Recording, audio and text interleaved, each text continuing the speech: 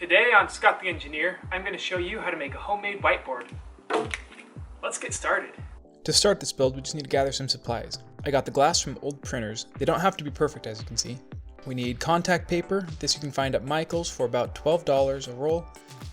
And we need large sheets of paper. These you can get at anywhere where they sell large sheets of paper, like stores. Next, we clean the glass. Just take some Windex and spray it on, wipe it off. Don't forget both sides. You do this so you have a good working surface for the contact paper to stick to. Once the glass is all clean, we're going to take the piece of paper and cut it up. Take one of the glass sheets, put it on top of the paper. We're going to use the glass as a template. We need a piece of paper the exact same size as the glass. Due to some cosmic coincidence, I was able to fit 2 sheets of glass on one giant sheet of paper, with only a little strip of paper at the top to cut off. So I take my favorite Ticonderoga, draw a line, move the glass away, and reveal the beautiful line. I did forget to draw the center line, so I repositioned the glass and drew a line down the side. Now these lines they're going to be my cut lines. Perfect. So take my wife's favorite scissors, cut down the top, and down the side. Chop, chop, chop, chop, chop, chop. Now we roll out the contact paper. This can be kind of hard to work with because of how springy it is. So I take a sheet of glass, lay it on top. This keeps the contact paper in place, and it also tells me where I need to put my borders. You need about a 2-inch margin on each side because we're going to be folding up the contact paper up and over the sides. So go ahead and cut off what you need, move the rest aside. To make it easier to work with, go ahead and cut some strips of duct tape off and secure the corners down. This just helps with the build process. I did make a mistake and I put the contact paper on the table upside down, so I'm just redoing it all but correctly.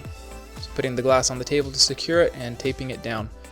This part can be both the most satisfying and most stressful part of the whole process, because if you mess up and you ruin the contact paper, then you have to throw it away and start over. Just be careful, take your time, be good. The paper I use, it has a glossy side and a matte side.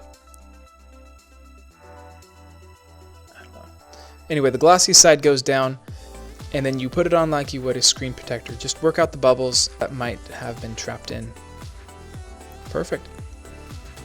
Go and take your scissors and cut the corners off at an angle. This helps prevent any overlapping when you fold them up.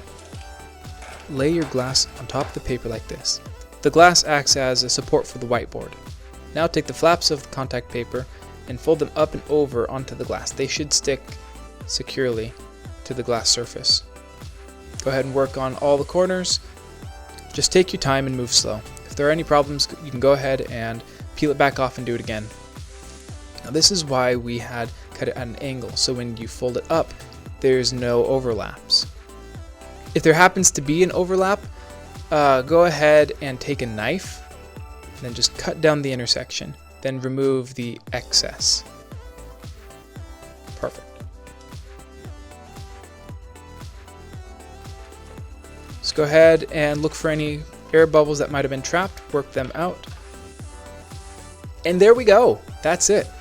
We finished making our high quality whiteboard with things that we can find for less than $10.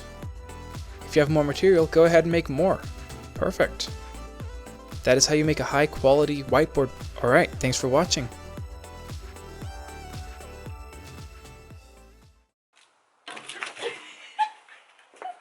Let's get started.